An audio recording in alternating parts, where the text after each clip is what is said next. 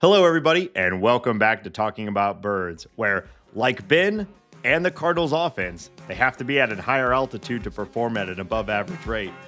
My name is Nate Heininger, and I am joined, as always, by my co-host, Ben Smorka. I don't think I get it, but...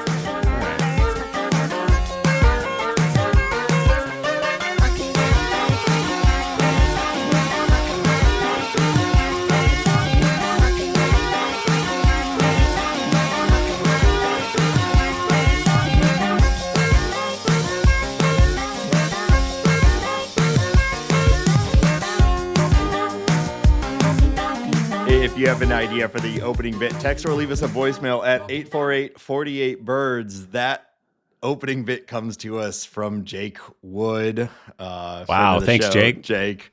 Cool. Look, I said it in the episode last week as I've been pitching everyone to send me opening bits for the show. They don't have to be good. You know what? To make the show. I think what he's saying is the Cardinals are only going to be good when playing at Coors. Yeah. And I'm only good. I mean, I live in high, so I guess I'm just performing well all the time since I live here. But you had to go there to be good. You had to get out of St. Louis, I guess. Oh, that's why I left. Is I just wasn't happy with my performance, and I had to come up here to the mountains and do it again. Air was too thick. Man. Every time I walk out of those sliding doors at Lambert, it feels like I'm hit with a blanket of air. It is welcome to hell. Oof, not cute. Don't love it. There's something going on today that I don't even really understand what it means, but apparently we were having like a record low barometric pressure today. Oh shit! It's like near hurricane levels, is what I was reading. It's like, hey, if you're having a migraine or joint pain today, that's what that's all about. So. Yeah, we're just having a great time here in St. Louis. I mean, I don't even know if I feel like I learned what barometric pressure was in grade school or middle school, but I don't think I could really explain it to anyone right now. Well, this is talking about birds, not talking about weather. So I don't feel like we should be expected to really understand that sort of stuff. But if you're I guess if you're listening when this comes out and you're wondering why yesterday or earlier this week you had migraine or like joint pain, it's the barometric pressure. Thanks a lot. So the hurricane is going to be coming off of the mighty Mississippi. Yeah, it comes up through the Gulf of America, and up the river, and it's hitting us. Wow, that's shocking and amazing. Yep.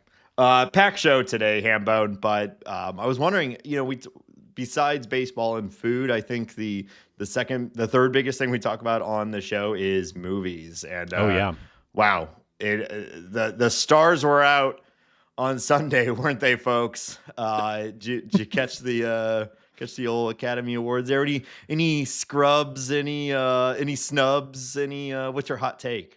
I crammed every movie except for the Brazilian movie I'm Still Here because I couldn't find a way to illegally download it, so it just didn't get watched. And you only watch movies if you can illegally download them, right? Pretty much. I mean, my Plex server is chonky these days. I like to go to the theater as well, but like I'm not going to watch The Brutalist in theaters because it's 3.5 hours long, and I don't know. I have self-respect for myself. I'm just not going to go do that. I don't want to, although I'm sure it's a great theater experience. So obviously I like Dune 2.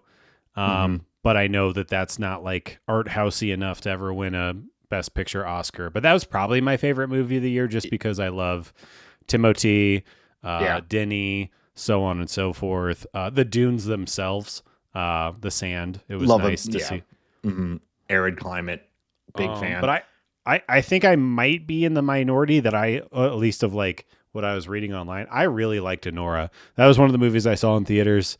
I thought it was great. I thought it was funny and dark and weird and sad, and I really liked it. I thought it was good. And The Substance, I thought was also. Those are probably my two non-Dune favorite movies of the year. I thought The Brutalist was good too. I wasn't like smacked with its greatness, but I thought it was a fine year for movies.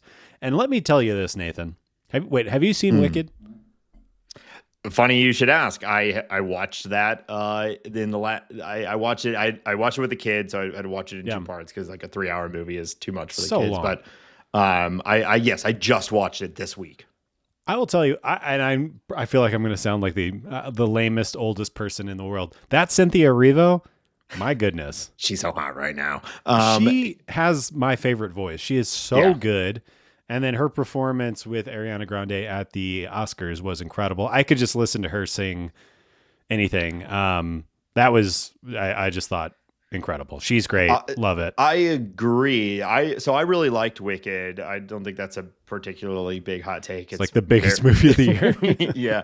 I had seen the musical back on its original run, not like on Broadway when it came to Fox, like, in 2004 or 5 or whatever, when it was new, and I really loved it then, and have basically had the song "Popular" stuck in my head for 25 years now.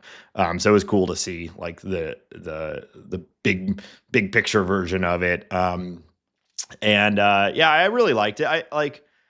I don't know that I think like it getting nominated for Best Picture is like an extension of the fact that they do 10 now, and it's kind of just like what were the 10 biggest movies of the year plus.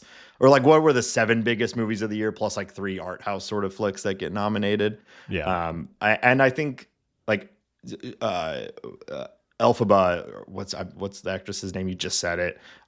Cynthia Erivo. Thank you. Absolutely stunning voice. Frankly, though, I thought Ariana Grande was kind of stole the show as far as the overall movie goes. I was really surprised at how much I enjoyed her. She was hilarious. Really carried the movie, I thought. She's a great SNL host. I wasn't surprised by that at all. Like, I think she's one of the best SNL hosts going right now. So the fact that she could be funny, I thought it was all great. And Ariana has a great voice too, but I was just like blown away by Cynthia Erivo's voice, like especially the Defying Gravity, that whole big thing. Yeah, I mean, it was incredible.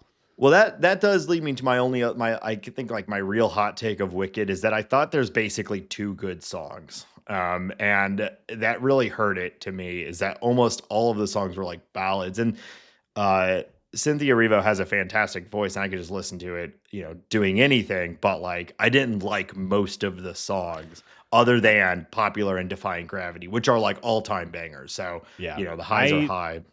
Had never seen the musical, never listened to the soundtrack. That was my first exposure to anything Wicked, was going and seeing it in theaters with my lovely wife. Wow. And I don't really have a strong opinion on anything else other than Cynthia Erivo, good. Yeah, and I'm an SNL guy. I like Bowen Yang. His role was also very good. It was. And the whole goat thing really bummed me out. Well, that's this is big Wicked spoilers. This is a baseball podcast, but like the expansion of all of that, and I know this. I don't remember anything about Wicked the musical. I was told that the animal rights stuff is in the book, not so much in the musical. Okay. Which I didn't even know that there was a book. Yeah. So it's a book that is based off of a movie that was based off of a book. So the musical was a musical based off of the movie was based off of a musical that was based off of a book, which was based off of a movie that was based off of a book. So it's turtles all the way down at this point. But that whole thing, like a significant change to who the Wizard of Oz is, and his he's not just a well, okay, I don't want to spoil it, but it's a very dark twist to the whole universe, which was quite surprising. Yeah. Kind of a big bummer, but there were good parts. Well, I was surprised. I had no idea that this was going to be a 2-part movie. I don't think we need 6 hours of Wicked, but I guess we're getting it. Couldn't agree with you more. Every movie should be 90 minutes to 2 hours maximum. Yeah, it opened up saying part 1, and I really thought it was going to be like chapters within a movie, and then the fact that it was this is just part 1 and there's this entire second movie coming out felt wildly unnecessary. But hey, I enjoyed. We're all going to go see it, aren't we, Nate? We love it. We can't get enough of Wicked. Give it to me.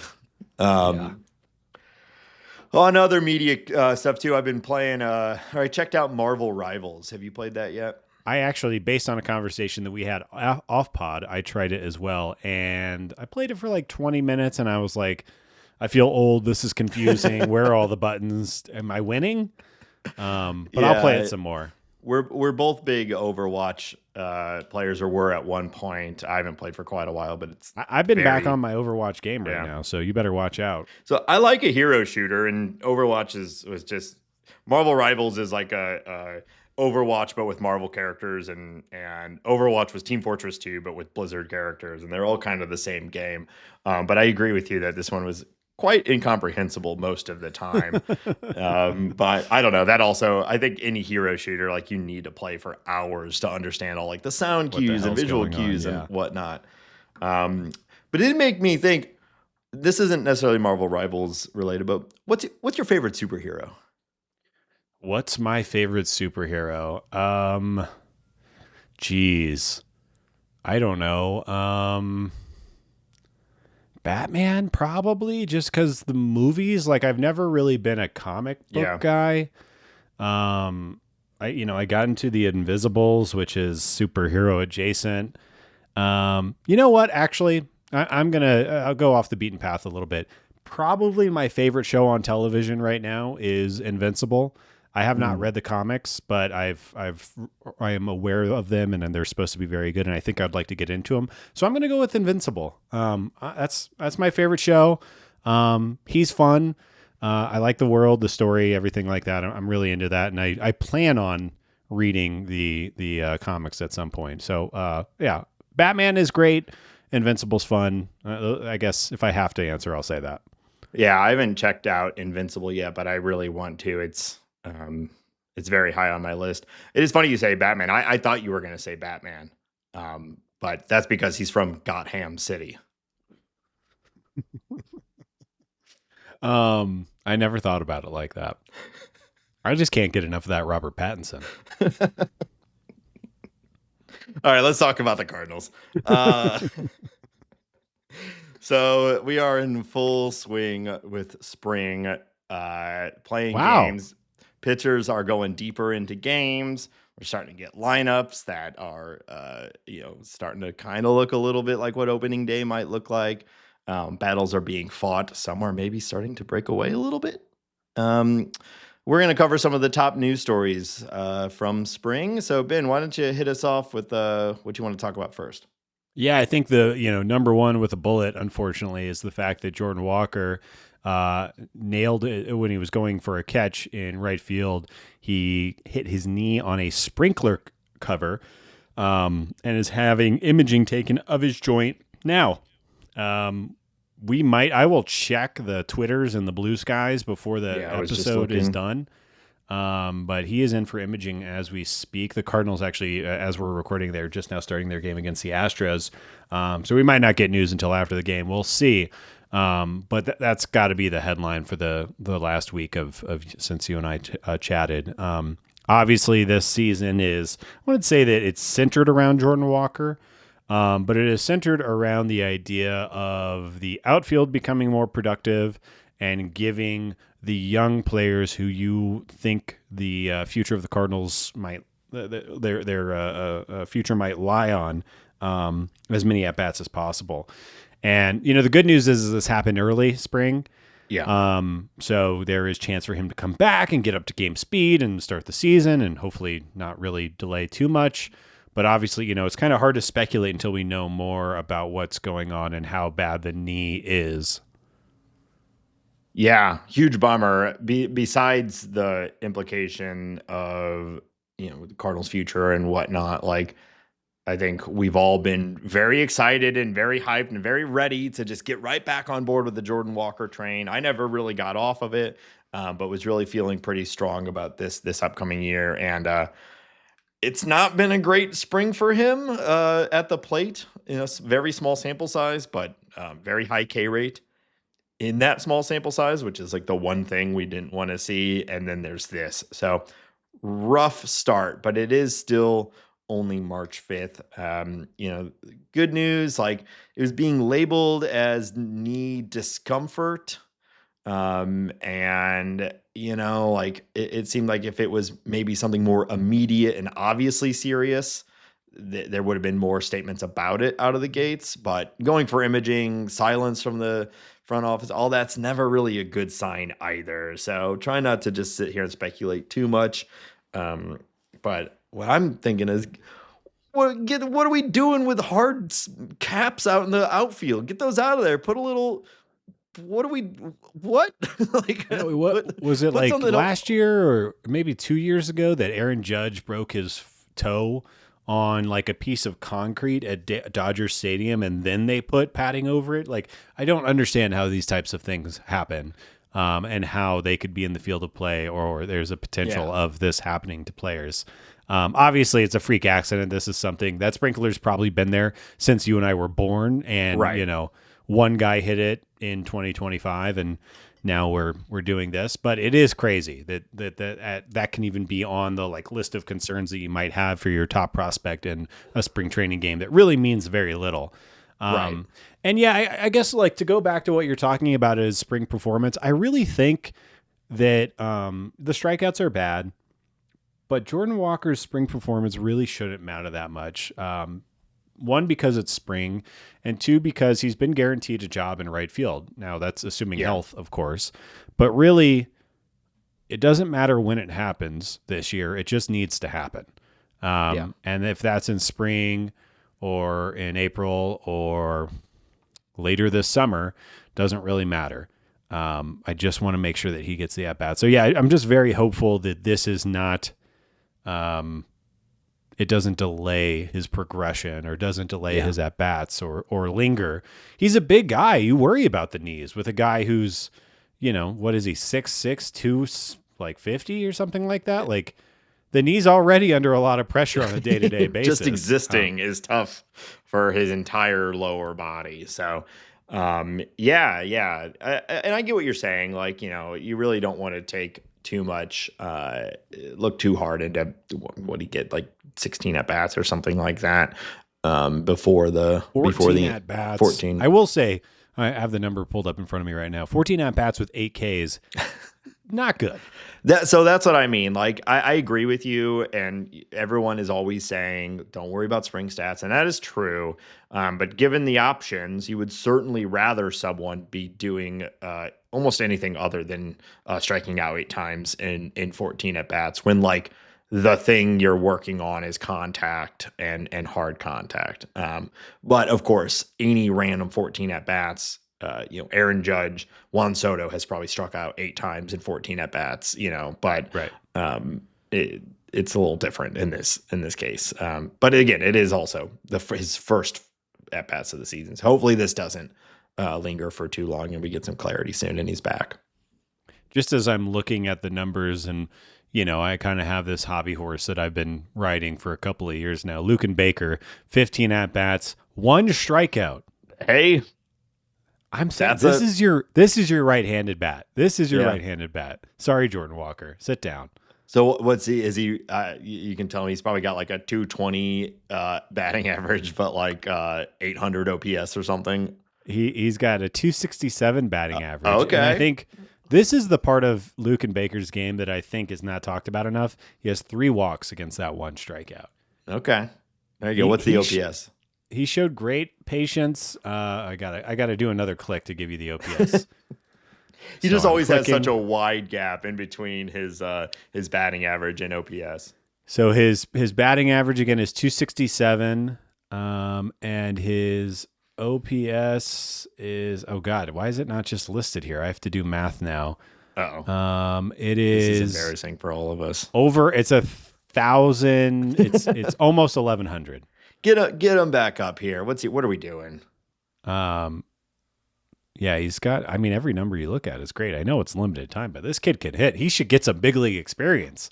Well, hey, let's play this out a little bit. If Walker does need some extended time away, now you're slotting Burleson in right probably, and then that's opening the DH spot to be probably a split between Gorman and Baker, right? Rather than Burleson and Gorman would be my guess.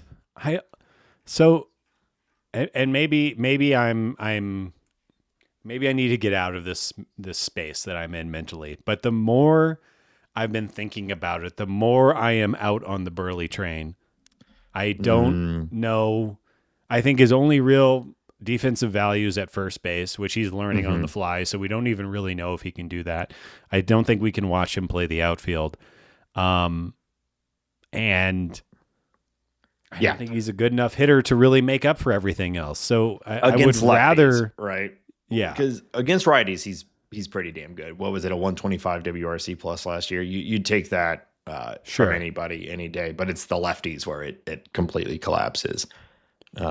Yeah, I mean, we had a whole conversation last week about how Burleson doesn't really fit on this team at this point as strictly a first base DH right-handed platoon bat. Like it's almost left-handed platoon bat. Sorry, left hand again, hitting against righties. Yeah. Like that's about as narrow a job profile as you can get at this point in modern Major League Baseball, and most teams don't want to carry something like that unless you are at the point where you are competing and truly optimizing all 26 roster spots, and you're playing to win specific series, and you're going to start that guy against this guy in particular, which is not the place that the Cardinals are in right now.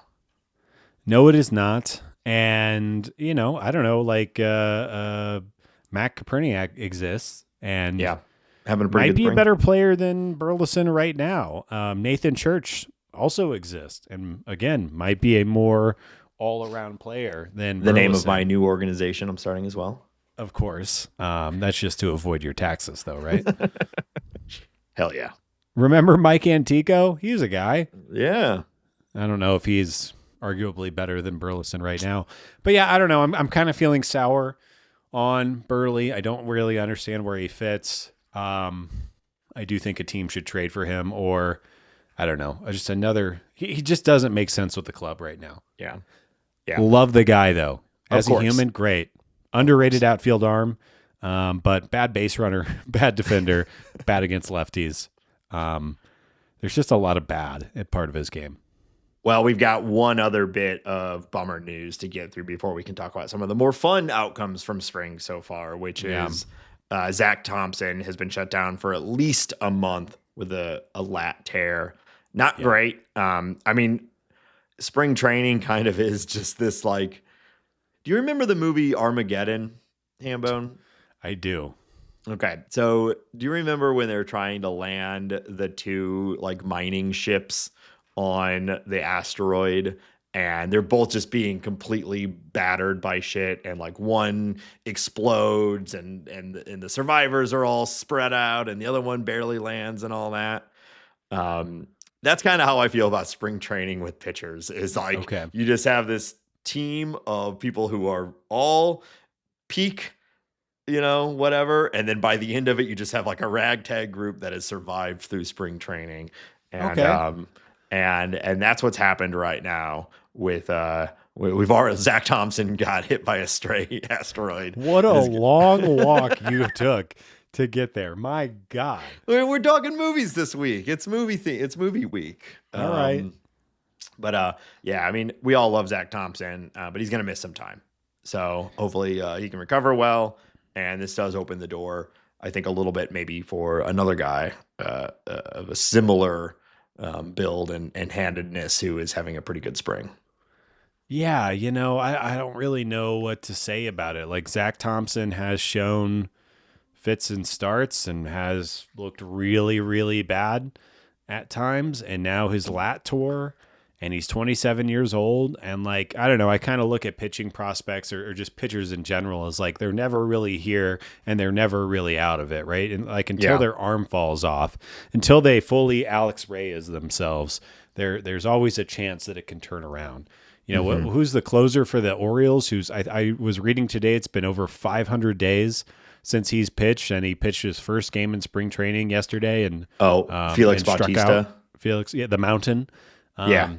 These guys can always come back, and that, as long as they have that arm and everything, it's never done. But Zach has had as hard as a path, as difficult as a path as I can remember.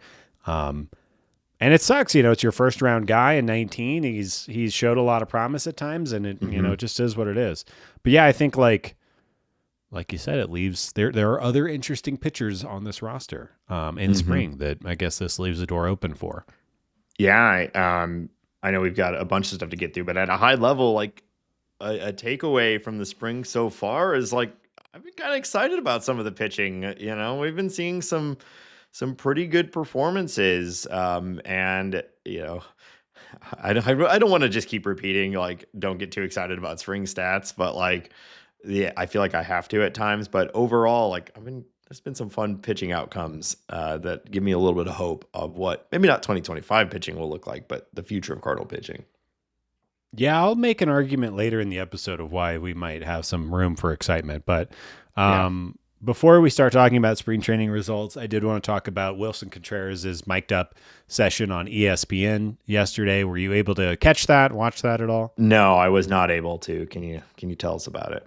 Well, first off, we talked about dude is jacked. He is hunks are back. Hunks are back. He is making that uniform look tight. Yeah. Which you'll love to see. That's why we watch the game. That's why I'm here. Although I am bummed. I heard we don't have the see-through pants this year. The players have won. They're going back to the old pants. Ugh. So, yeah. So stuck up.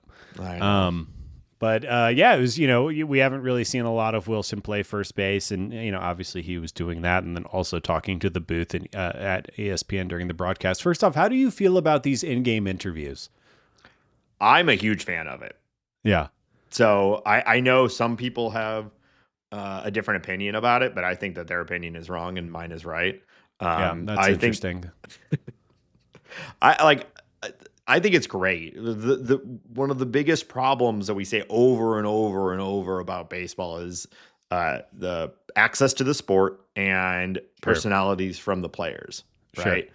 And the sport itself being so centered around failure and like beating these guys down into being like oh, they all have PTSD about playing this game. So the more we can do to like elevate them and let them show their personality, the better. I know from a pure broadcast standpoint, sometimes it can be a little weird. You're like, I can't tell what's going on in the game perfectly because they're just talking to the guy on first base and just showing that. But I think it's worth it. I think it's worth an inning of less good game coverage to get to know the player better. There was that great one last year with Burleson. He was so funny. Yeah. I'm a huge fan of it across the board. I enjoy it. It also gives me like this low level anxiety thing of like, I don't know. I'm just afraid something's going to happen and I don't know what it is. I can't even really put it into words, but it just gives me this like uncomfortable feeling at times. Well, it is interesting that they're in the middle of playing the game at the highest level in the world. And there are balls flying at 115 miles That's per what I'm hour. saying. Yeah. Like an outfielder, it's a little like, they have a little bit more time. Everything's a little, obviously it's still high reflex, all that, but like a lot of what they're doing is standing out there and catching fly balls, so like what's going to happen if third baseman takes one off the chin because they were in the middle of talking about spaghetti or something. That's what I'm talking. And, Wilson's learning a new position. He's not very far away from the batter and balls come flying off the bat. And I think it's like in the back of my head. I like can't relax when I'm watching it. It just gives me this little feeling. But anyways, Wilson was great. I think he is charming and funny and interesting and is such like a team first guy. He was talking about the idea of being more conversational when he's on first base. And he was also talking about the idea of how his body feels so much fresher going from a catcher to a first baseman, which I think, makes a lot of sense. Yeah, and I think that's a lot of why the Cardinals did the thing that they did, not to mention Pages and Ivan Herrera. But it was interesting to hear him talk about that. And I guess the one thing of note was that his earpiece, when he was making a play at first base, his earpiece fell out of his ear. He makes the play, then picks up the earpiece and finishes the interview, which I thought was pretty impressive. And maybe that should quell my anxiety. The fact Yeah. that these guys are such high level athletes that they can do these two things at the same time, which I cannot possibly conceive. But yeah, like I said, it just kind of gives me a little like itch in the back of my brain that I'm like, be careful. Yeah. Yeah. Most of the time they're talking and then the pitcher sets and they set and they don't really say anything, right? I think Right. they've been doing this in their entire lives and can sort of turn on and off focus because, especially a first baseman, they're also spending a ton of time just like talking to the batter at first, Right. and they can, turn it on and get locked in. But Now, yeah, I do wonder he if somebody got hurt during it, if that would change anything. in the interview he did say that Pete Alonso is the most talkative first baseman. I've heard that before that too. And what does that guy have to say? Yeah. How much did you lift this morning? You gonna see me at the home run derby? I actually, that's the one thing I like about Pete Alonso is that he takes the home run derby seriously, too serious, I would argue, but the fact that he takes it seriously and wants to be that guy, I do think is kind of fun. Sure. But I'll never forget him deadlifting like 145 pounds before he went to go hit dingers, and I found all the other players are like high-fiving each other, hanging out with their fellow countrymen, and just having a great time with their kids. And he's down there deadlifting. Yeah, what a nerd! It's a vibe. Let's talk about Victor Scott. BS2, baby. What is there to say other than you're looking at the St. Louis Cardinals starting center fielder Victor Scott II? It certainly feels that way. He's doing everything. He's hitting the ball hard and consistently, and he's running like wild. And we already know his defense. Like, they don't even have to play him at center at all this spring. In fact, we've already seen them put him in left, which we interpreted as like, we're so confident in him at center that we don't even need him to get reps out there right now. And if you assume this is an open competition, which we all have, the team's been saying it. Victor Scott and Ciani have both been saying it. Right now, the early lead is Scott, I think, by a lot. Yep. Yeah, it's only 5 games, but he is doing the thing that was his biggest concern going into this season, and that's hitting the ball with any level of authority. It's just a very small sample size, but something we talk about all the time is like, if you're hitting the ball hard at any time, that is like the most transferable stat to get hyped on, right? Like, if you can hit the ball hard and any level, that'll play. We can bet on that. And he's doing that, and then like you said, he's stealing the bases too. He's got 5 stolen bases already. I guess the thing that you worry about with Victor is he going to walk in the big leagues? And he hasn't been doing that, but I guess you don't really need to do that when you're getting, all the hits and everything else that he's doing right now. He's performing great. We have a few more weeks of spring to play out, but it does confuse this lineup even more.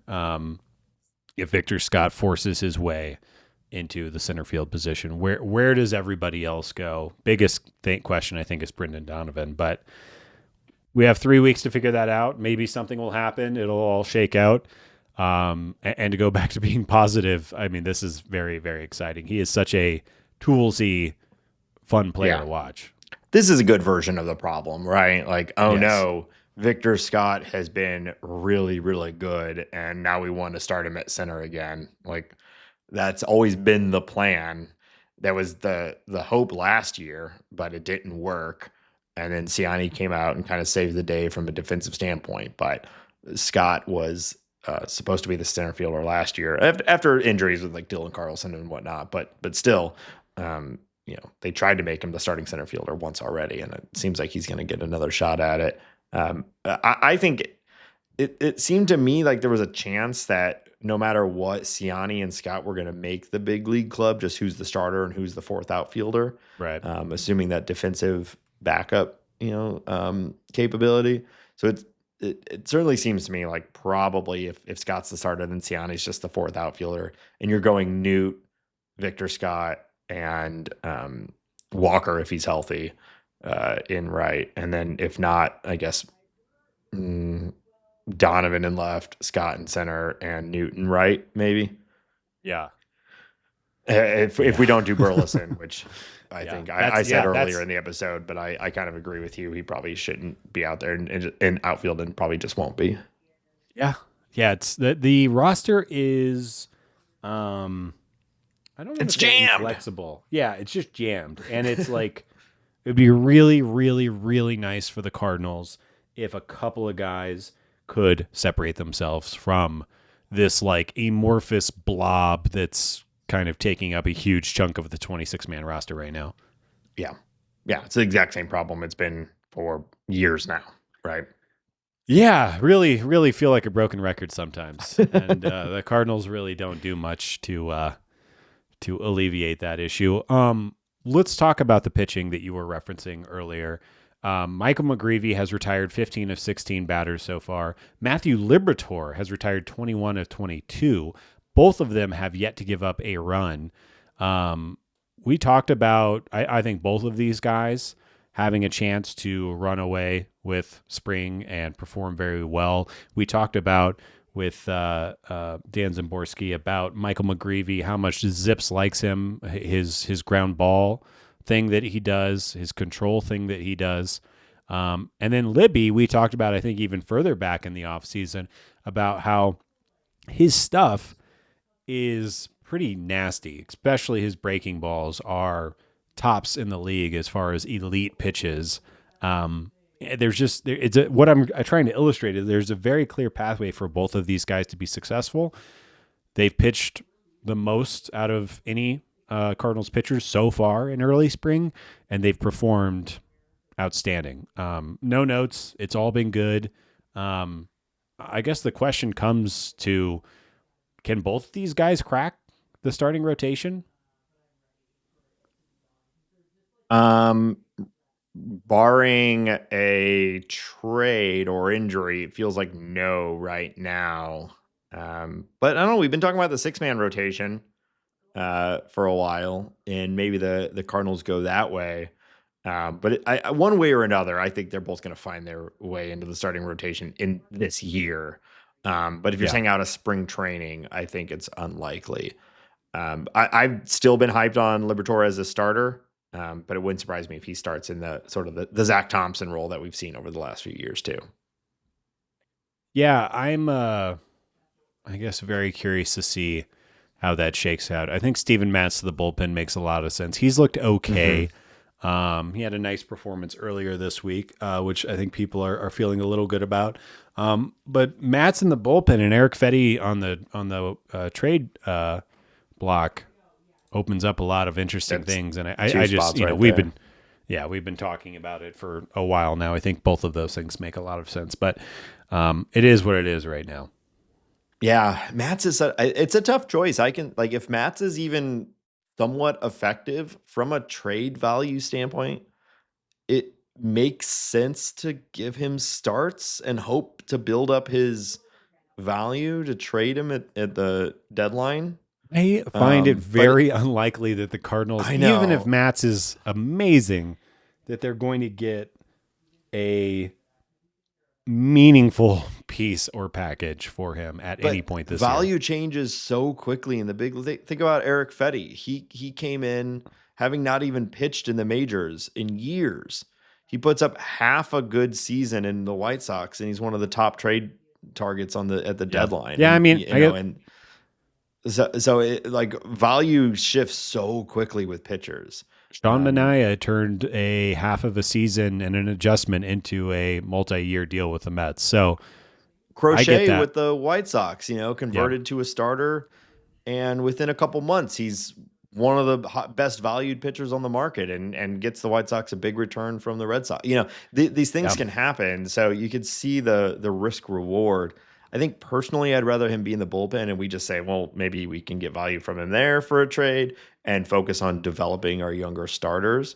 But there is a little bit of an argument to let him throw from the starting side and just see what happens. And if he breaks again, then okay, that takes care of that. But what if he puts up 2.5 months of very good starts and then you flip him for something? What if it could happen? Oh, He is capable of it. That is for yeah. sure. Or this sort of, the Cardinals are quote unquote competing in 2025, and then you just have a good pitcher, and that helps with that. So I don't Yeah. know. This one I'm a little more like, because I think because he can be so good when he's healthy, I have a little more leeway of like trying to use him as a starter compared to like someone like Michaelis or something where I'm just like, what are we doing here with Yeah, I guess we that, haven't said this in a while, but it's worth repeating that Michaelis should just be dropped and shouldn't be on the team and should be given an Yeah. opportunity to start for the team like the White Sox or the Marlins or Sure. somebody who needs a sixth starter. Yeah. Yankees just had Lewis Heel go down. Maybe Yeah. they could use Man, some Miles. Miles in the Yankees stadium. I don't think you want that. No, you don't. What about an 88 mile per hour fastball right down the middle? Will that serve you? Miles coming back this year would be. I want Well, nothing more. we love Miles the person. It's just Yeah. he doesn't fit on the current version of the Cardinals. I want nothing more than success for the Cowboy. I do want to talk about the relief corps for a second as well. Ryan Fernandez has struck out 7 batters in only 4 innings. I think, he flamed out a little bit at the end of last year, but I think he makes a lot of sense as one of your setup people at the end of ball games. Riley O'Brien has also looked very healthy and very effective this year. And I was just kind of thinking about it, like Ryan Helsley is Ryan Helsley. We think Jojo Romero should have a nice year. Ryan Fernandez is looking healthy and strong, and I think, we talked about his slider and everything that he brings. Riley O'Brien, his stuff is electric. That's a really, really attractive looking back half of the bullpen, and there's a lot of other names to be excited about too. But those names alone, I'm not saying it's going to be the best bullpen in baseball or anything like that, but it could be one of the best bullpens in the Central. And that could do a lot of work for a Cardinals team that's starting pitching isn't so hot right now. Right. Yeah. Not much to add to that. Like we've said for a while, like one of the things the Cardinals have done pretty well at over the last few years is building a bullpen. Some of this is last year's effort coming back around to maybe be working when it didn't work last year, like O'Brien. But Fernandez looked good last year, and it won't surprise me if he's the 8th inning guy, and maybe the closer by the end of the season, depending on how things go. I think he has the clearest path to being the closer, barring any unexpected trades or acquisitions or whatever. Right. And then another player I wanted to talk about was Tekoa Roby, and the idea of him, his stuff is really, really good. It's really fun to watch. We talked about his fastball's been sitting 98 in spring. His curveball is devastating. And I might be just overreacting to a short spring stint, and maybe I need to calm down. I'm kind of thinking he should do a season in the bullpen. Do that kind of the way that the Cardinals used to it and how teams have done it a lot in the past, is give a guy a year into the bullpen, let him get used to the big league thing, and then let him try to crack the rotation next year. I'm not calling for Roby to be converted to a closer or anything like that, but I think his stuff, that plays. It's really fun to watch. And I don't see any reason why he can't stick around in the bullpen and get big league pitchers out. And I have no problem with Kyle Leahy or Gordon Graceffo, taking over bullpen the role or something like that. But when you're watching these guys pitch, Roby it could work anywhere. And I don't know why not pull that lever now. Well, he was a top pitching prospect in baseball not that long ago, right? And as we just said, with pitcher evaluation and it turns on a dime, and it generally just comes from health and consistency. And last year he didn't have the health, and right now he is. So we're getting a glimpse of what he was before the injuries. Yeah. And what he was the centerpiece of the Jordan Montgomery trade. I mean, I know Sajaci has really usurped that from a Cardinal fan perspective, but at the time, Roby was the key piece. So I'm not too surprised to see him sort of reestablishing himself. I'm excited for it, and hopefully he can keep it going. And yeah, the like strategy of guys in the bullpen to start their career and then stretching them out and all that. Like for every example where it misses, there's an example where it hits. It makes a lot of sense to me. The Cardinals have done it successfully. Not necessarily recently, but in at least in the last 2 decades, there's a handful that we can pull out and point to pretty easily. Lance Lynn, Carlos Martinez, things like that. But so I don't. I mean, I'm fine with it. You know, it makes some sense to me from a like you get comfortable at the big leagues, right? Yeah. So yeah, you're just saying that made me think like. We have some really interesting pitchers in the system right now. Some young guys, the Liberators, the Graceffos. I guess you can even throw Zack Thompson into this. Tink Hintz, McGreevy, Quinn Matthews, Tekoa Roby, Cooper Jerpy.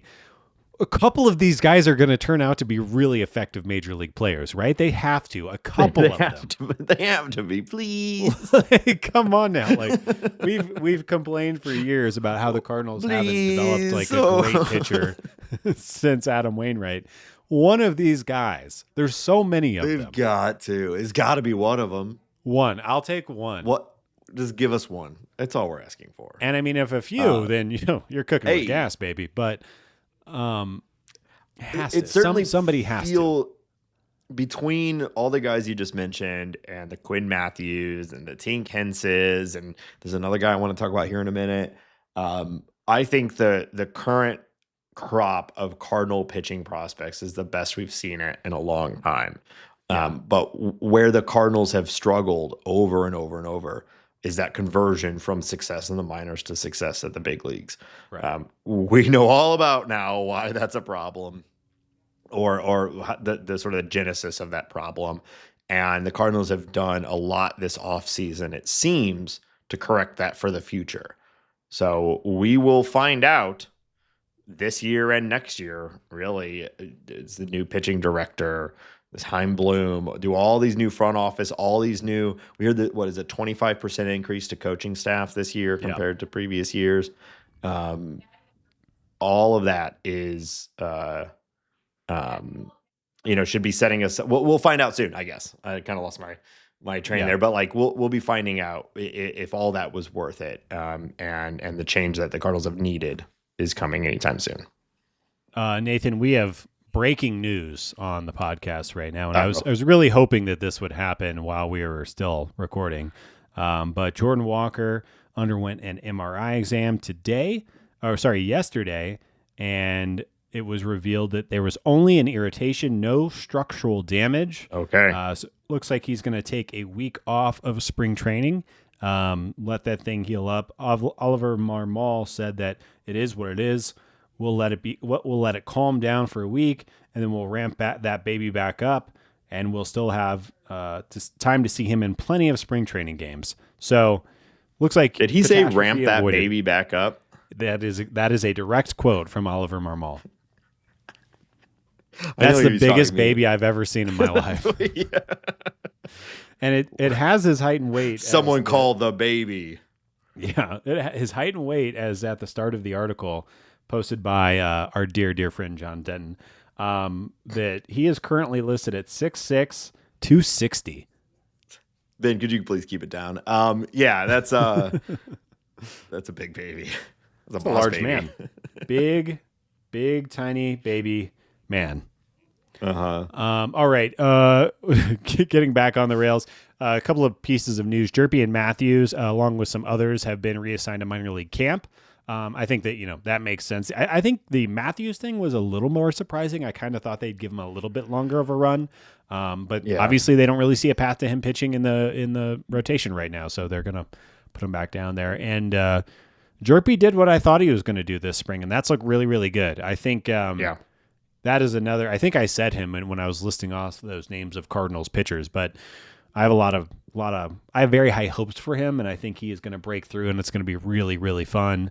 That's all I have to say about Cooper Jerpy. The Coop. Yeah, a little surprised as well by the Matthews thing, but not really. I mean, what's the big difference between this week versus next week? It Yeah. was inevitable. He was never going to break camp with the rotation.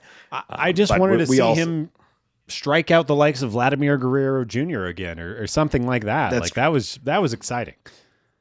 for sure, for sure. And I think we all think he will make it to the majors this year. Yeah. But made sense. So.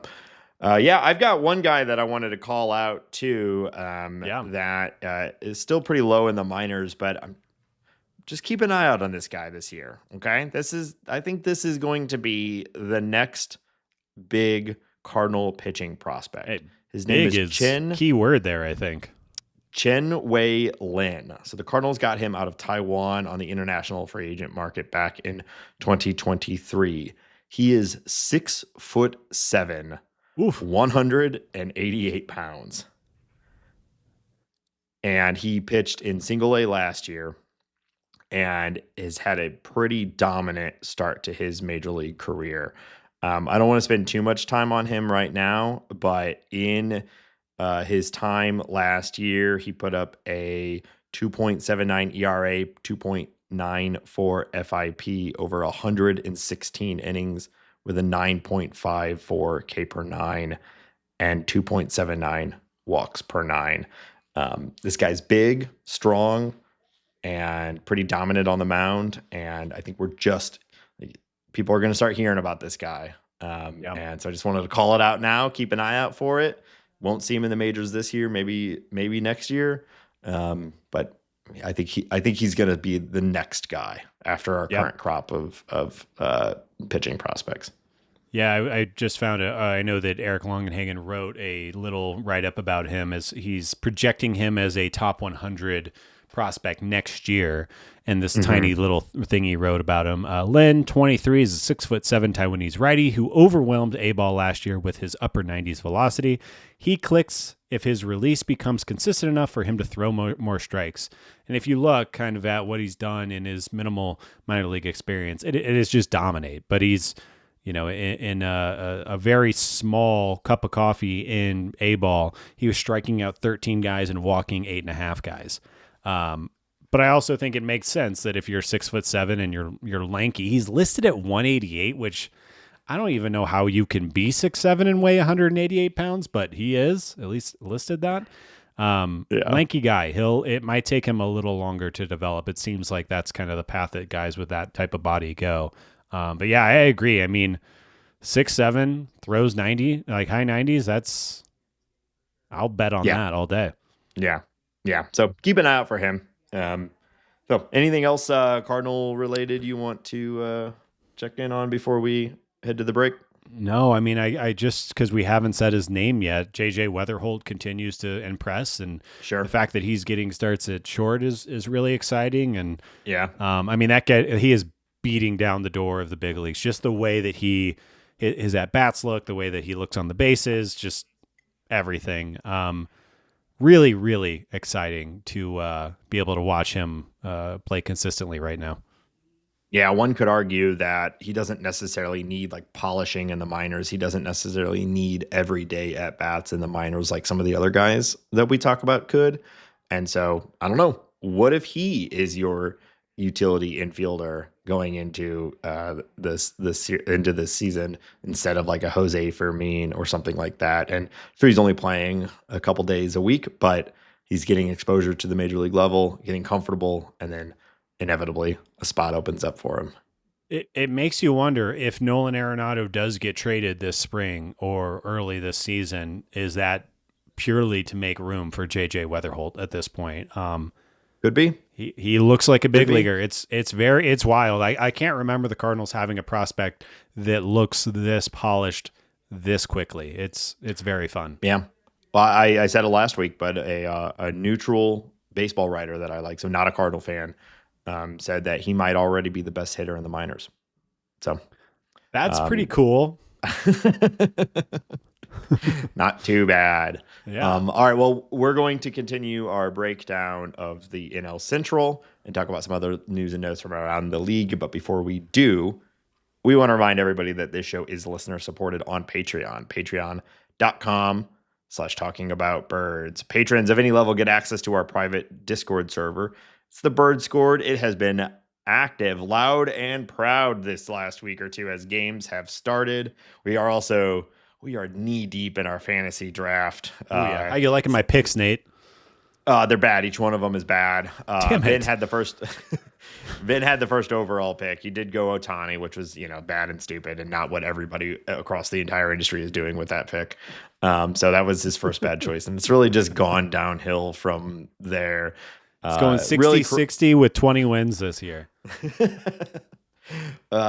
Crushing it, of course, is C70 with his wonderful strategy. Sonny Gray, second overall, goes Shohei Ohtani, and then Sonny Gray.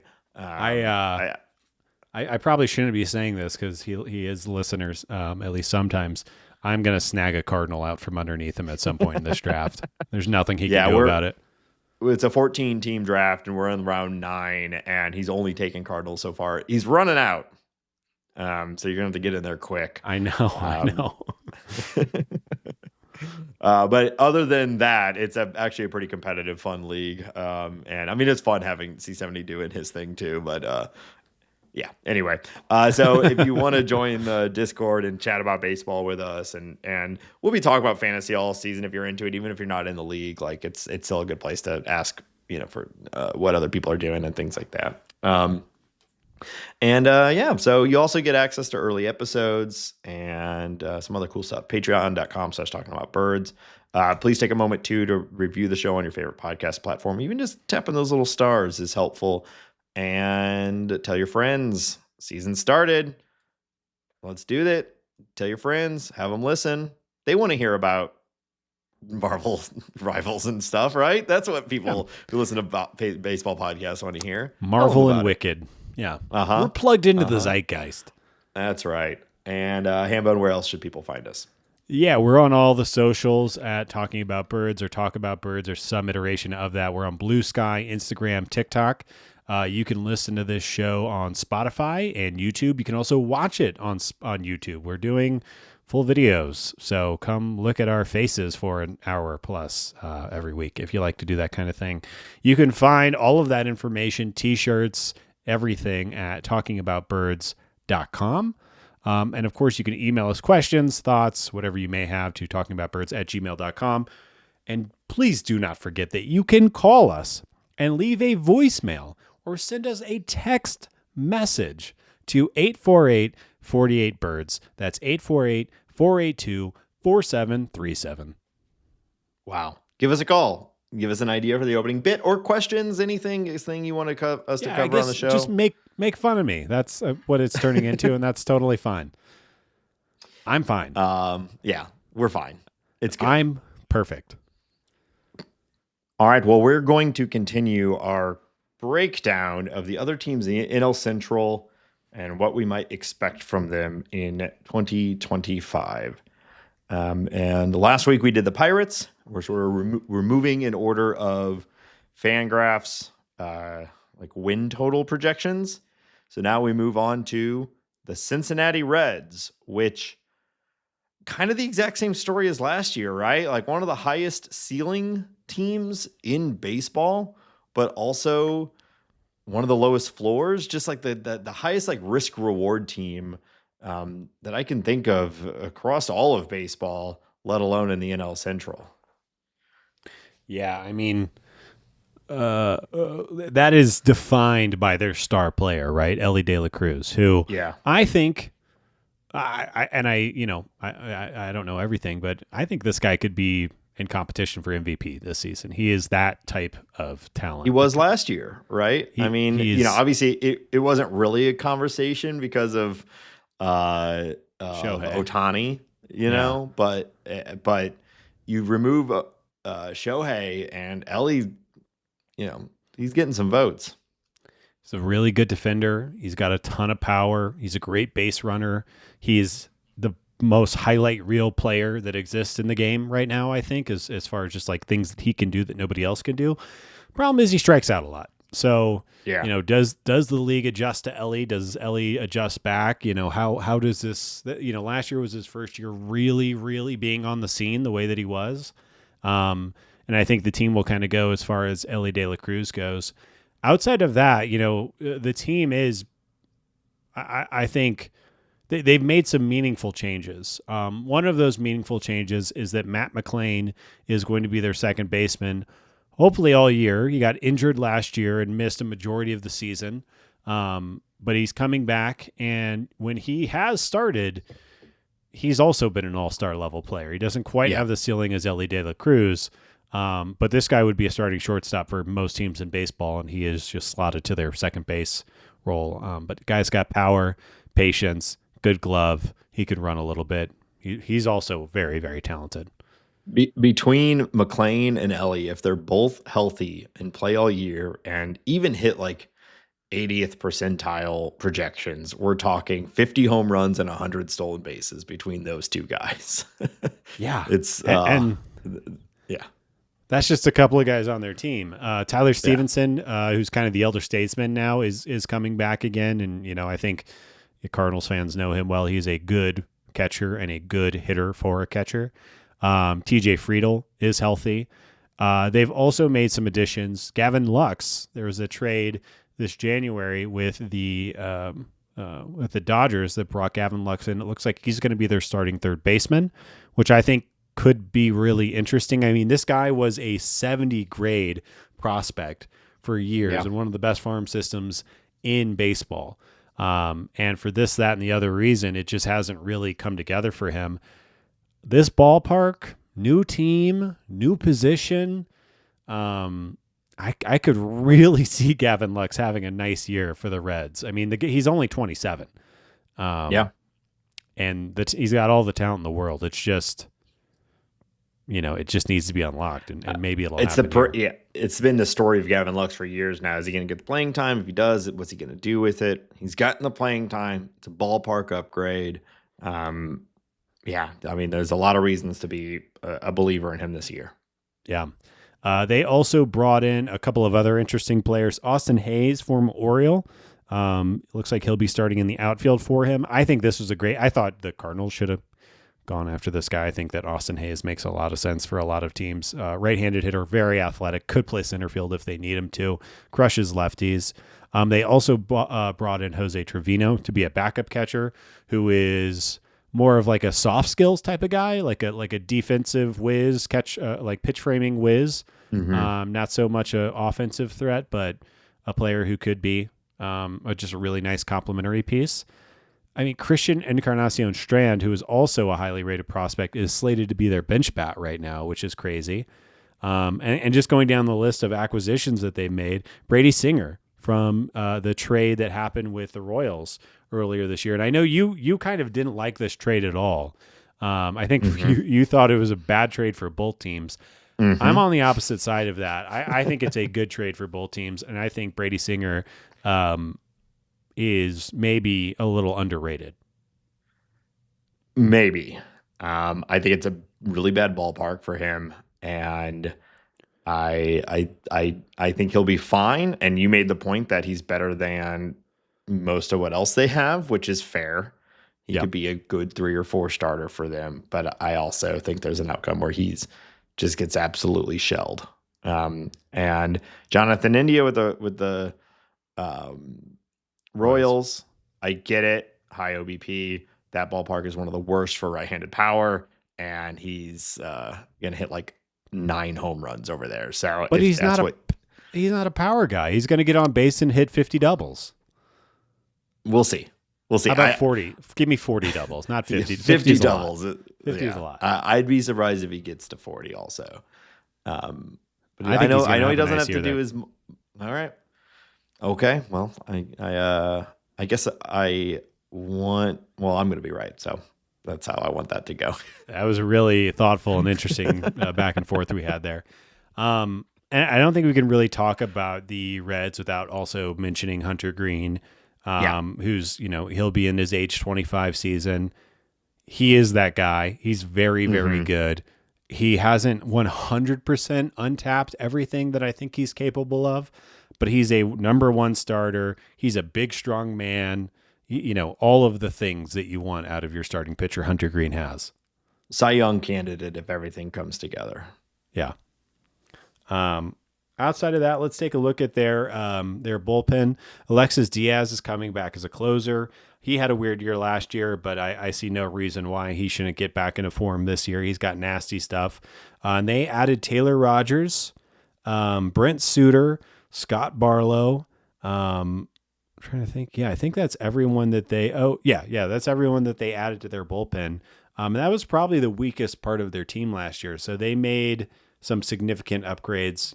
It's bullpen, so we'll see. They're kind of not doing the Cardinals thing, where the Cardinals are bringing in like cheap pieces that have like stuff that may or may not pop. They're kind of like betting on guys who are in their mid to late 30s, which I don't love that method. It's not how I would do things, but it could work out for them, I suppose.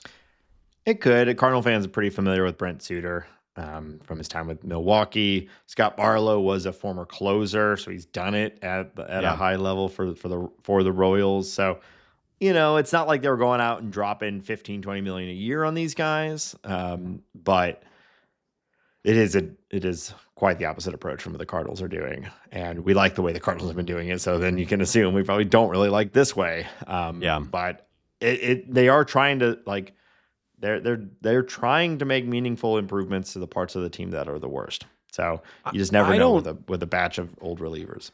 I don't blame them for kind of letting it ride with the position player group. Obviously, they made a couple of changes that we already talked about. Yeah, I can't believe they haven't gone out and gotten a somebody who's better than Brady Singer, a starting pitcher of note.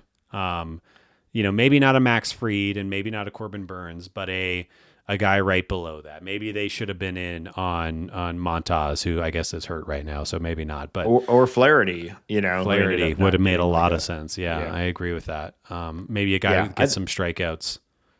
I think that's kind of ultimately my point with Brady Singer. I don't think the ceiling is very high on that, and I think the floor is very low on that, and so it's just not the type of guy I think they needed to add right now. I'm sure they have some guys in the minors that could be somewhat like a Brady Singer type, and when the starting pitching is their biggest question mark, their biggest potential problem, it's like they needed more than just a Brady Singer.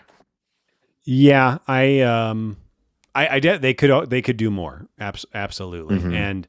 I think the one thing Lodolo stays healthy the whole time, and Hunter Green takes a huge step up. Their pitching is not unlike their lineup, where like the highs are incredibly high. It's just they might not play. They might miss half the season or walk 1,000 people.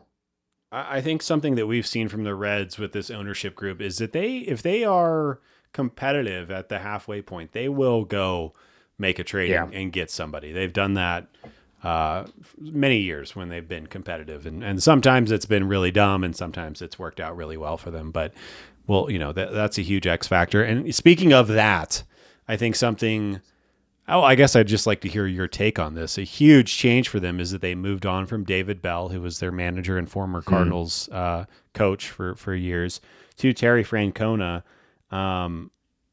After Terry kind of retired or semi-retired, or at least quit his Guardians job, he had the health issues. He's back in baseball now, and he's leading this Reds club. How big of a factor do you think that's going to be for this team? Well, I have said over and over and over that it doesn't seem to me that your manager choice is a defining factor of your team, of your season. But this is definitely a playbook that we've seen a lot of teams take before, where you've got a team that feels like it's on the cusp of being good, a lot of young players. So go and get the wily veteran who's done it before, who's done it on a ton of different teams and knows how to win ball games, and it's hard to pick better than Terry Francona. So if you're going with that mold, he's the guy. I think you and I both have thought the Cardinals should maybe go and get a Terry Francona over the last 5 years. I think we've said that multiple times. So I get it. I think it's probably a pretty good move for the Reds. But ultimately, I think it's more about like, does Ellie keep a strikeout rate down? That's way more important than who their manager is. I mostly agree with you. I do think for players like Ellie De La Cruz and Matt McLean and Encarnacion Strand and even Will Benson, some of these younger players, having somebody like Terry Francona be a part of that. I think he showed a lot of prowess in handling young players during his time with the Guardians, and how young they were. And I'm not saying Jose Ramirez would have not been Jose Ramirez without Terry Francona, but I do think that a steady hand like that makes young players feel more confident, and maybe allows them to kind of become what they are more easily. I think that that's going to be really big for the team. I think that he's smart, and I think that what does a Terry Francona add? Kind of like you're talking about, maybe a win or two. But if his steady hand helps Ellie De La Cruz become a superstar, then that's incalculable. Like how important that could be for this team. So I think it is a pretty big move. I also think it's a sign of like the Reds are. The push towards a championship has begun. We'll see around the deadline and everything what else they do. But that's kind of the signal that I get, because I kind of think like similar to Bruce Bochy down in the Rangers, like you're at that age, you're already a Hall of Famer, you have nothing else to prove. Like it only really makes sense to come back if you're going to win. Right. And I think Terry Francona is convinced that the Reds are trying to win. Well, I think sometimes these guys are addicts and they don't know what to do with their hands other than be in baseball. And so they're also like, all right, I'll do it again. What else am I going to do? You think they begrudgingly take these jobs? I find that hard to believe. No, it's like Tom Brady, like they're addicted. It's not begrudging. Yeah, well, he has a sickness. Yes. That's what I mean. They don't know how to turn it off. And because they're just like, okay, sure, another job. I'll just keep doing it. You're going to find me dead in the dugout. So the Reds are projected to be by Fangraphs playoff odds 78.3 and 83.7. Are you going to take the over or under on that this year? I think I'm going to take the over on this one. I do think Hunter Green takes the step forward. I do think Ellie has another fantastic season. I think a full season of Matt McLain is good. I think there's enough upside. They've gotten some bad luck in the last few years on those outcomes. I think they get a little more lucky this year, and I think they take the over. I don't think they're going to win the Central or anything like that, but I think they do better than 78 wins. Yeah, I agree with that. I'm going to take the over as well. And while I wouldn't bet that they're going to win the Central, I could also see them putting up like 92 wins and kind of waltzing into the playoffs and making everybody else look bad. Could just be. And I imagine they will. Yeah, I imagine, and if they do, they will be a fan favorite with guys like Ellie on the team. It would be a fun team to go to make a playoff run. Yeah. You mentioned Lodolo. I think he's a huge factor for this team. He has been so good when healthy, and he just cannot be healthy. But if he can put it together this year, that would be huge for the team. All right, well, we'll see. So let's do a little bit of league news. We got a couple things going on. Yeah, not a ton here, but something that I was watching last night that I thought was really exciting is that Roki Sasaki makes his spring training MLB debut last night. Did you have a chance to watch this young man throw? Yes, I did. God. I've said many times on this show that I think Roki Sasaki is about to be the best pitcher in baseball. Maybe not this year, but he will be at some point the best pitcher in baseball.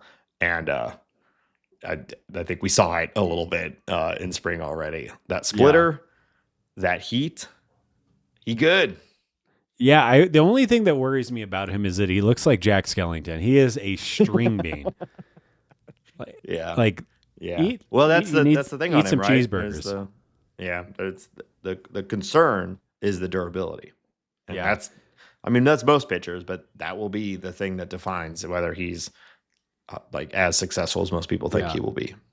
Obviously, the first time I've watched him against major league hitters, and he just looked really, really, really good. He's tall, he's lanky. The way the ball comes out, it's very, very impressive. And the way that he made those hitters look last night was very, very impressive. Those poor Dodgers. I hope they can figure something out this year because they deserve it. They deserve it more than anyone. All right. The Portland Diamond Project has revealed new stadium renderings. Have you seen these, Nathan? No, I have not seen these. It looks gorgeous. A 32,000 seat ballpark on the water, just outside of downtown Portland. It looks fabulous. I'm pulling for Portland. I want more teams out here in the West, Yep. and I think a team in the Pacific Northwest makes a lot of sense. The group, the Diamond Project group in Portland, also released a statement saying that it is down to them and one other city. They have secured the land, and they plan on the way that it reads. And I think this is more posturing than anything, that they are going to have that ballpark built by 2027. So they're doing Wow. everything they can to get this team in Portland. We also know that Salt Lake City is making a strong push. Nashville, Montreal, a couple other cities are in the mix.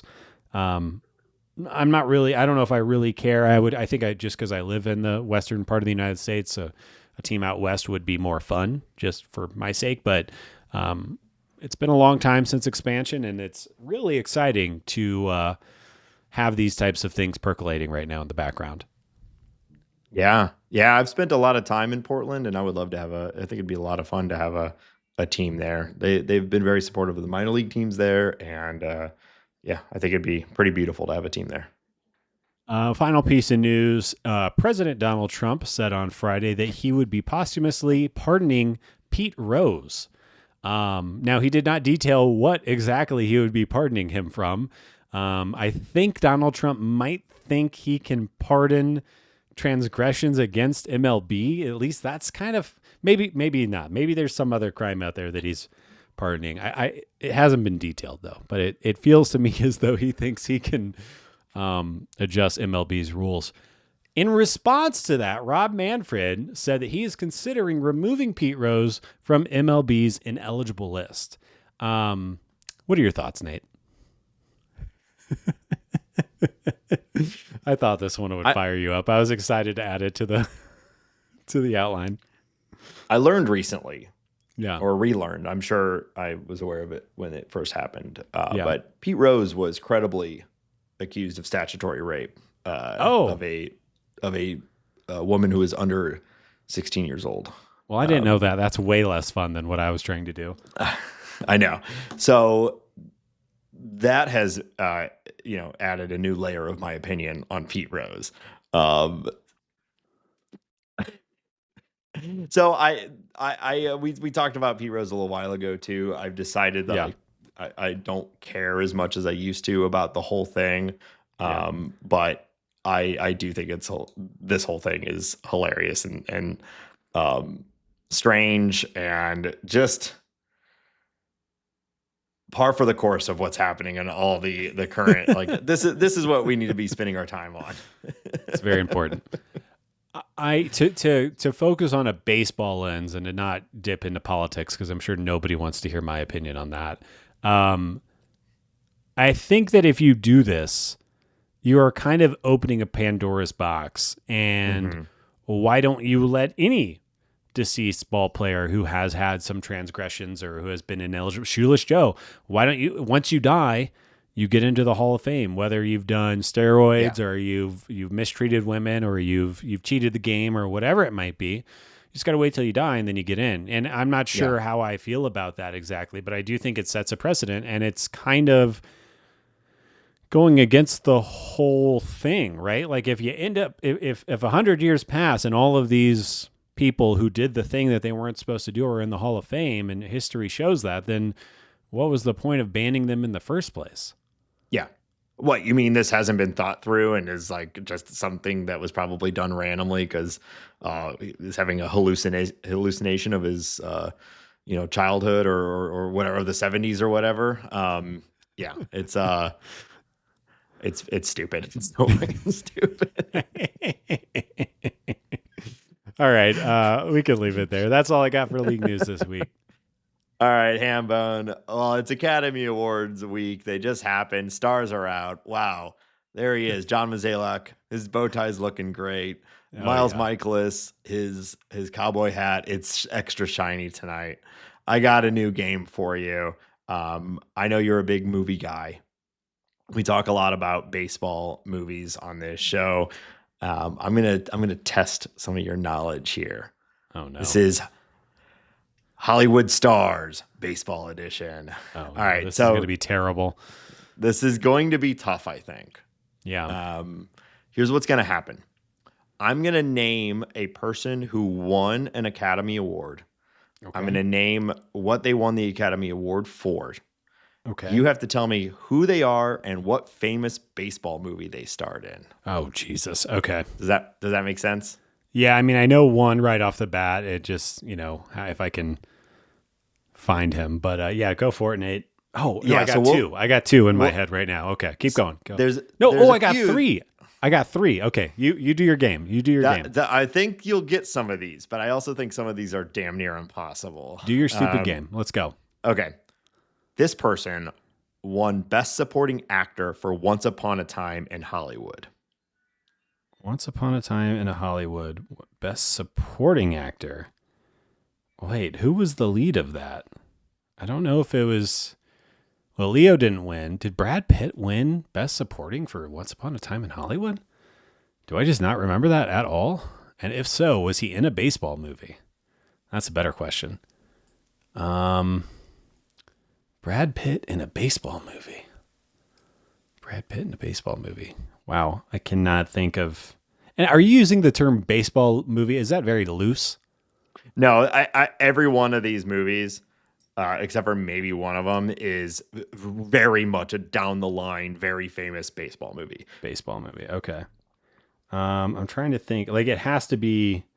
I'm guessing Leo was the lead and Brad Pitt had to be the supporting. So I'll say Brad Pitt. Why can I not think of a Brad Pitt? You are correct, and it's Brad Pitt, and you are missing a very... Yeah. What baseball movie was he in? Oh, geez. Moneyball. You got it. Yep. Brad Pitt for Moneyball. Okay. That was... Okay, I was like, I cannot picture Brad Pitt playing baseball in a movie. He wasn't. He was being the GM of the A's. So there we go. Okay. This person won Best Director for Dances with Wolves in 1990. Yeah, I got this one. This is one of the ones I had preloaded. Yeah. Kevin Costner, Field of Dreams. Let's go. Okay. You also could have done Bull Durham. He's in like 8 baseball movies. So yeah. Bull Costner. Durham, much better movie than Field of Dreams, in my opinion. So I should have said that. Yeah. Okay. Won Best Supporting Actress for The Accidental Tourist in 1988. I don't know what that movie is. Accidental Tourist. And I cannot think of the lead. I'm thinking the woman who I most associate with a baseball movie. Oh, I mean, well, crap. I guess there's a few now that I'm thinking about this out loud. But I was thinking of who was the lead of League of Their Own. And I just cannot place her name right now. So now I'm thinking about the love interest in Bull Durham, who is... Oh, I just can't think of her name. They both, their age would make them winning an Oscar in the 80s make sense. Why can't I not think of that? I can't think of either of their names. Oh, geez. I will tell you is Gina Gershon? Is that it? You're as close as you can be while still being wrong. I'm going to tell you. I'm going to give you half of it. It's Gina Davis. Davis. In A League of Their Own. Oh, my God. Yeah. Yeah. Well, sorry. All right. Getting a little harder here. Won Academy Award for Best Director for Ordinary People in 1980. Ordinary People. I've never seen that movie. Have I heard of it even? I don't know. Director in the 80s. My mind wants to go to Clint Eastwood. And I know he had a baseball movie called like Trouble with the Curve or something like that with Jason Stark in it. So it's him or Robert Redford. And I don't know what the right answer is. So I'm just going to say Clint Eastwood, Trouble with the Curve. It's a good guess. It is Robert Redford. Damn it. The Natural. He won it for The Natural. Yep. Yeah. I should have just gone with that. I don't think I knew that Robert Redford won an Oscar for directing. I guess I would have just bet that Clint Eastwood did that. Yeah. Just a couple more for you. All right. Won the Academy Award for Best Supporting Actor for his role in The Fortune Cookie, 1966. Just wow, that's so long ago. Never saw that. I never even heard of that movie. My mind kind of wants to go back to Clint Eastwood just because he was such a big star back then. But maybe I'm forgetting something or someone. Yeah, I'll say Clint Eastwood again. No, this one I think was the hardest one. It's Walter Matthau. Oh, yeah. What And baseball movie was he in? The Bad News Bears. Wow. Never in 100 years would have guessed Walter Matthau. I know. I wouldn't have either. I got two more for you. Okay. That was the hardest one. Thank God. Okay. Won for the Academy Award for Best Actor for his role in Dallas Buyers Club. Oh. It was lead or supporting? Best Actor. Best actor. So I think it was what's his face was the lead of that. McConaughey was the lead of that. Or did they give it to Jared Leto? I think it was McConaughey. What baseball movie was Matthew McConaughey in? I should say that was the easiest part of this. The baseball movie he was in. Well, I'll let you work through it. Yeah, what baseball movie was Matthew McConaughey in? Is there a baseball scene in Dazed and Confused and you're just messing with me? I don't think that there was. Nope. This is a baseball movie. This is a straight up and down baseball movie. Was he in like 61 and I just don't remember him being in that? Baseball movie with Matthew McConaughey. Was he in 8 Men Out? Maybe he was in 8 Men Out. There's so many stars in that movie. Maybe a young Matthew McConaughey was there. Yeah, I'll say 8 Men Out. That's a guess. I'll have to look at it. I don't think he was in that. He was, however, in Angels in the Outfield. Was he really? Yes. Star-studded cast. I was quite surprised. Man, I watched that movie a ton when I was a kid. I don't remember him being you in and it. I think you had it or I had it on VHS and we watched it a ton. Wow. Was he was a baseball player in it? I believe so. Yeah. Wow. Oh yeah, oh my God, yeah. Very young Matthew McConaughey. Okay. Yeah. Yeah. Wow. Swing and a miss. All right, my last one for you.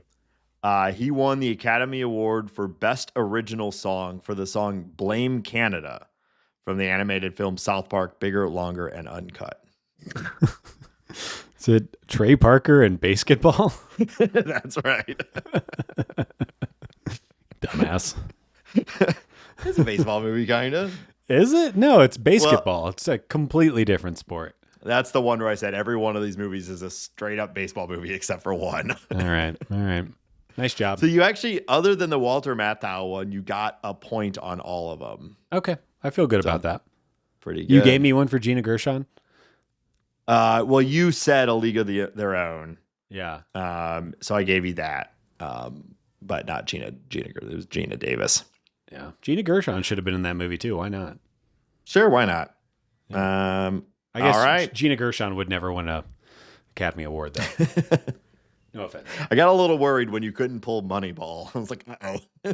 Sometimes it's like I've seen that movie. I know that movie intimately, but when you're intimately poised with a question, my brain just turns to concrete. A guy I know had a chance to be an extra on Moneyball. He's an actor, and he was not able to get out of his contract with his play he was in. He was on a touring musical, and they wouldn't let him leave for a week to shoot Moneyball. That is the most non-story story I've ever heard in my life. Well, he was going to be like a guy on the team. It wasn't just like he was going to be like a baseball player. He was going to be one of the A's. Oh, that would have been very But cool. like in the background, you know what I mean? One of the like the random dudes who played baseball. With the play, dude, go be a baseball player. I know, right? But anyway, all right. So that's going to do it for this week's episode. Good news on Jordan Walker. We're all happy about that. So maybe next week we'll start to see him back in games. And it's crazy, Ben. We have another full week of spring, but then there will be Major League Baseball games played in between the next episode and the following because of the Tokyo series. So Very we are exciting. actually only about a week and a half away from the season officially starting. So yes, very, very excited we get to see the Cubs. Yamamoto and Imanaga starting that game. How exciting is that? That's going to be awesome. Yeah, and then Sasaki probably in the second game. That's very cool. Yeah. And Seiya Suzuki is also a Cub. Yeah. Cool. Like they picked these two teams on purpose or something. That's really weird. Yeah. So, all right. Well, we will be back next week with more coverage of the Cardinals and the league in general.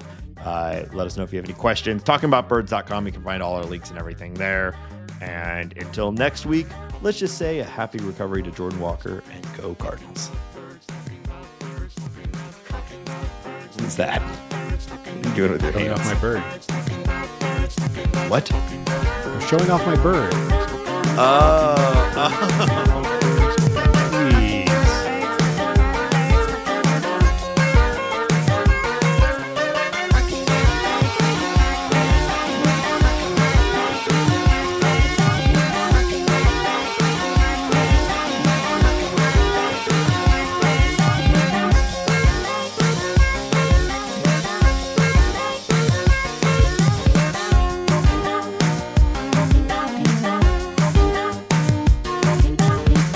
Talking about